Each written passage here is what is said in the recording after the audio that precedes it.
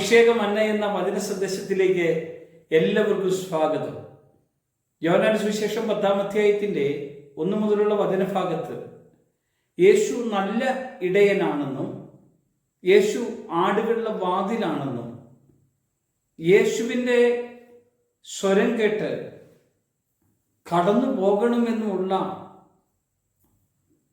ഒരു വലിയ ചിന്ത നമ്മുടെ മനസ്സിലേക്ക് കർത്താവ് വചനത്തിലൂടെ തരികയാണ്.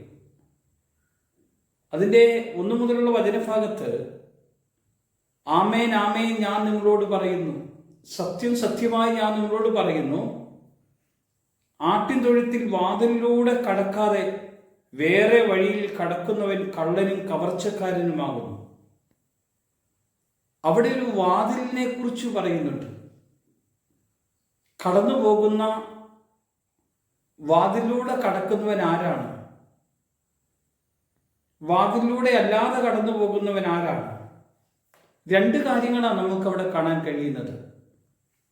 യഥാർത്ഥ വഴിയിലൂടെ കടന്നു പോകുന്നവൻ ഇടയൻ തന്നെയാണ്.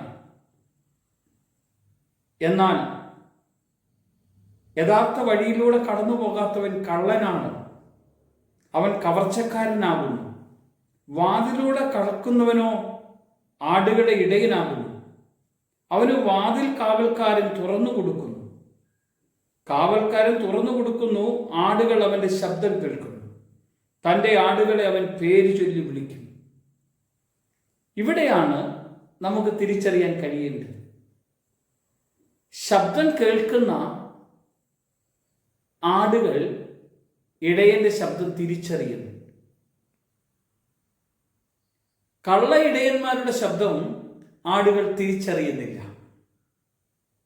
കള്ള ഇടയന്മാരുടെ ഒരു പ്രത്യേകത ഞാൻ പറയാം. ചെന്നായി വന്നാൽ ഇടയന്മാർ ഓടി രക്ഷപ്പെടും. ദാവീദിനെ കുറിച്ച് നമുക്ക് കാണാൻ കഴിയും.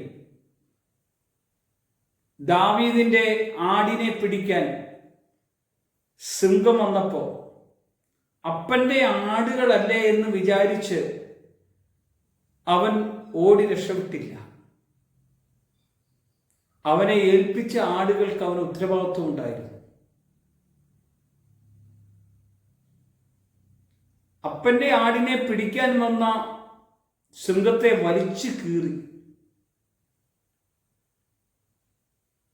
അതാ ഉത്തരവാദിത്വമുള്ള ഇടയന്റെ ചുമതല. ഏൽപ്പിക്കുന്ന ആടുകൾ സുരക്ഷിതരായി ഇടയന്റെ കയ്യിലിരിക്കും. ഇന്ന് ഞാൻ പറയാം, നല്ല ഇടയനായ കർത്താവ് നമുക്ക് വേണ്ടി വാതിൽ തുറന്നു വെച്ചു.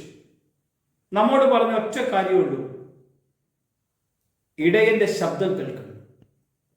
ഇന്ന് ഞാൻ നിങ്ങളോട് പറയാം, ഇടയൻ കർത്താവാണ്, അവന്റെ ശബ്ദം കേൾക്കണം. ലോകത്തിൽ വേറെ ആരുടെയും ശബ്ദം കേട്ടാൽ കാര്യമില്ല. യഥാർത്ഥ വാതിൽ നമ്മുടെ കർത്താവാണ്. ആ ഇടയനായ കർത്താവിൻ്റെ കൂടെ ആ വാതിലിലൂടെ അവൻ്റെ ശബ്ദം കേട്ട് നമ്മുടെ ജീവിതം മുന്നോട്ട് കൊണ്ടുപോകാൻ നമുക്ക് കഴിയുമെങ്കിൽ ഇതാ ഏറ്റവും വലിയ അനുഗ്രഹം. അവൻ്റെ ശബ്ദം കേൾക്കാത്തവർ നാശത്തിലേക്കാണ് കടന്നു പോകുന്നത്. പലരും ലോകത്തിൻ്റെ ശബ്ദം കേൾക്കും, ലോകത്തിലുള്ളവരുടെ ശബ്ദം കേൾക്കും. ഞാൻ പറയാം, ഈ പ്രഭാതത്തിൽ ദൈവശബ്ദം നമുക്ക് കേൾക്കാൻ കഴിയുമെങ്കിൽ. ഒരിക്കൽ ശൗൽ എന്ന പൗലോസ് ദൈവശബ്ദം കേട്ടു. അങ്ങ് ആരാണ് കർത്താവേ എന്ന് അവൻ ചോദിച്ചു. യേശു അവനോട് പറഞ്ഞു, നീ പീഡിപ്പിക്കുന്ന നസ്രാനായ യേശുവാണ് ഞാൻ. അത്രയും നാൾ അവൻ പീഡിപ്പിക്കുകയായിരുന്നു. അവൻ്റെ ശബ്ദം നമ്മൾ കേൾക്കുമ്പോൾ, അവൻ എന്നോട് പറയുന്ന ശബ്ദം കേൾക്കുമ്പോൾ, ആ ശബ്ദം നമ്മുടെ ജീവിതത്തിലേക്ക് വരുമ്പോൾ നമുക്ക് മാറ്റമുണ്ടാകും. ആ ശബ്ദത്തെ നമ്മൾ അനുസരിക്കാൻ തുടങ്ങും.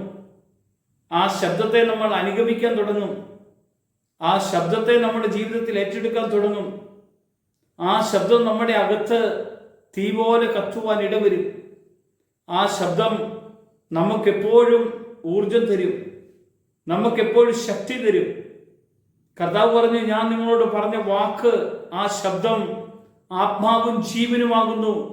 നല്ല ഇടയനായ കർത്താവ് നമ്മുടെ അകത്ത് ജീവനായി, അഭിഷേകമായി, ശക്തിയായി വെളിപ്പെടുമ്പോൾ ഈ കർത്താവിനോട് കൂടെ ഇന്ന് പ്രഭാതത്തിൽ ഒന്നിച്ച് നമ്മുടെ ഭാരങ്ങളെല്ലാം അവൻ വഹിച്ചോളും. നമ്മളൊന്നും വഹിക്കേണ്ട.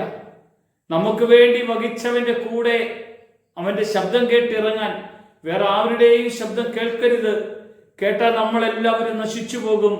യേശുവിന്റെ ശബ്ദം കേട്ട് അവന്റെ പിന്നാലെ പോകാനുള്ള ശക്തി, കൃപയും നമ്മുടെ മേലേക്ക് അവൻ ചൊരിഞ്ഞു തരും. അവന്റെ ശബ്ദം കേൾക്കാൻ തയ്യാറായാൽ നമ്മൾ ബൈബിൾ വായിക്കും, പ്രാർത്ഥിക്കും, അവന്റെ കൂടെ ജീവിക്കാൻ തുടങ്ങും. നമുക്ക് പ്രാർത്ഥിക്കാൻ, കർത്താവേ, ഈ വചനം ഞങ്ങളുടെ അകത്ത് വലിയൊരു ദൈവപ്രവൃത്തിയായി വെളിപ്പെടട്ടെ.